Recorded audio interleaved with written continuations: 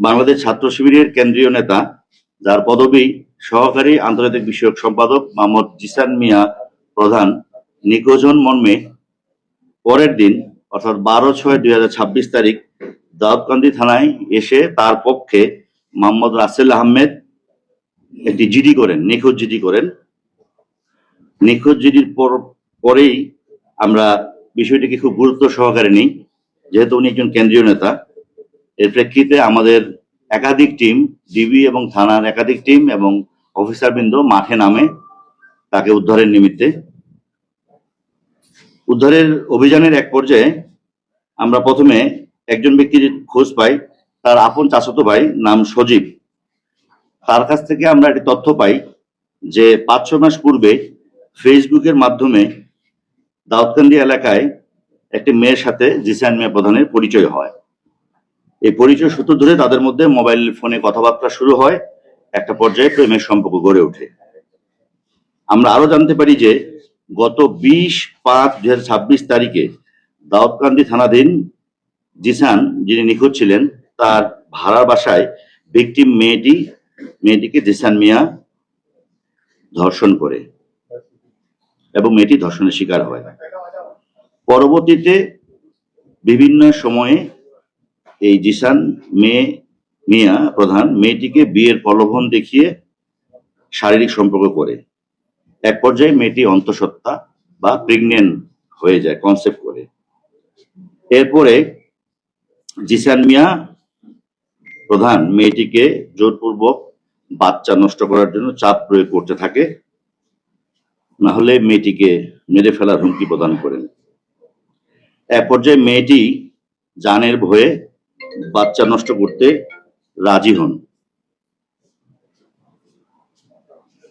এরপরে জিসান মিয়া তার পূর্ব পরিচিত ঘনিষ্ঠ জনৈক সেকেন্দার আলী ফার্মেসির দোকান করে তার দোকান হতে বাচ্চা নষ্ট করে একটি মেয়েটিকে খাওয়ায়। 2-3 দিন পর বাচ্চা নষ্ট হওয়ার ওষুধ সেবনের ফলে ভিকটিম মেয়েটির প্রচন্ড রক্তক্ষরণ হয়। এই বিষয়টিও মেয়েটি জিসানকে জানায়। এরপরে জিসান একই ফার্মেসি থেকে তার চাচাতো ভাই সজীবকে দিয়ে ব্লিডিং বন্ধের জন্য ওষুধ ক্রয় করে মেয়েটির বাড়িতে পৌঁছে দেয়। রক্তক্ষরণ বন্ধ হওয়ার পর মেয়েটি জিসানকে বিয়ের জন্য চাপ প্রয়োগ করে। তারই ধারাবাহিকতায় গত 12/6/2026 তারিখ, যেদিন উনি নিখোঁজ হয়, ওই দিন বিয়ে করার সম্মতি দেয় এবং বিয়ে করার জন্য নির্ধারিত তারিখ ছিল। বিয়ে করার তারিখ ছিল, কিন্তু বিয়ে না করে সে আত্মগোপনে চলে যায়। কারণ 11 তারিখ রাত 8টার পর যে বিয়ে করবে এই কথাবার্তা হয়, এটা আমরা মোবাইল প্রযুক্তির মাধ্যমে আমাদের কাছে অনেকগুলো মেসেজ আছে, আমরা পেয়েছি মেয়েটির মোবাইল থেকে। পরে তাকে গতকালকে আমরা যে জায়গা থেকে উদ্ধার করি, আমাদের ডিবি টিম, আমরা যখন জিসানের বাবা মাকে এবং তার ভাইকে দাউদকান্দি থানায় নিয়ে আসি যে ঘটনা তো এরকম, আসলে উনি তো নিখোঁজ না, উনি কি আত্মগোপনে, আপনারা জানেন। তার কিছুক্ষণের মধ্যেই তারাই বলছে যে তাদের ভাই, জিসানের যে ভাই, সে বলছে লাকসামে পাওয়া গেছে।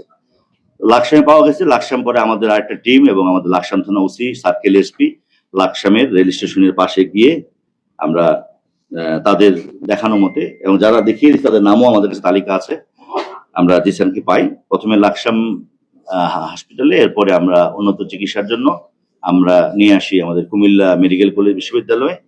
এখানে সে নিবিড় পরিচর্যা এবং তার সমস্ত শারীরিক টেস্ট করা হয়। আমি আপনাদের দিয়ে দিব। তার শারীরিক টেস্টে সবগুলি রিপোর্টে নেগেটিভ আসছে, অর্থাৎ তার কোনো শারীরিক অসুস্থতা নাই। সে আত্মগোপনে ছিল, নিজেই সে আত্মগোপনে গেছে। তাকে কোনো ধরনের তার শরীরে ডাক্তারের রিপোর্ট অনুযায়ী, আমার কাছে রিপোর্টটি আছে, আমি দিয়ে দিব আপনাদের, তার কোনো শারীরিক সমস্যা নাই, সে সুস্থ। মূলত এই যে মেয়েটিকে বিয়ের প্রলোভন দেখিয়ে যে শারীরিক সম্পর্ক, ধর্ষণ, এই বিষয়ে আত্মগোপনে এসে গেছিল। আমরা মেয়েটিকেও আমাদের হেফাজতে নিছি এবং এর সাথে যে জিসান, যাকে দিয়ে ওষুধ ক্রয় করে সজীব, সেও আমাদের হেফাজতে। যে ওষুধের দোকানদার ওষুধ দিচ্ছে সেও আমাদের হেফাজতে আছে। মেয়েটি থানায় অভিযোগ দায়ের করে লিখিতভাবে নারী ও শিশু নির্যাতন দমন আইনে মামলা হয়েছে, মামলা নাম্বার 13। তারিখ 13/6/2026, আইনের ধারা 9-1/30, তৎসহ পেনাল কোডে 313 আছে, ভ্রূণ নষ্টের 506-34 পেনাল কোড মামলা রুজু হয়েছে। আমরা মামলাটি নিবিড়ভাবে তদন্ত করব।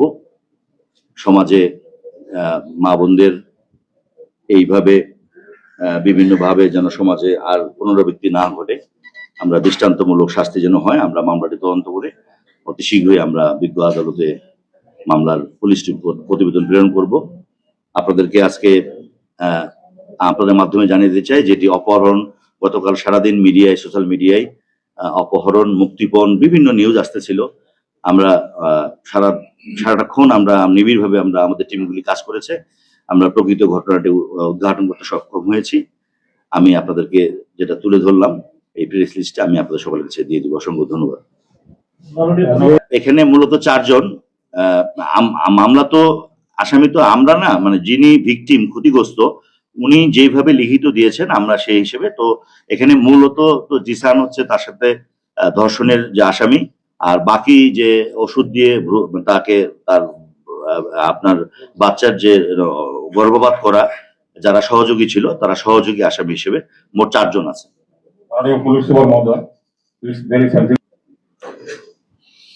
জি, আপনাকে ধন্যবাদ।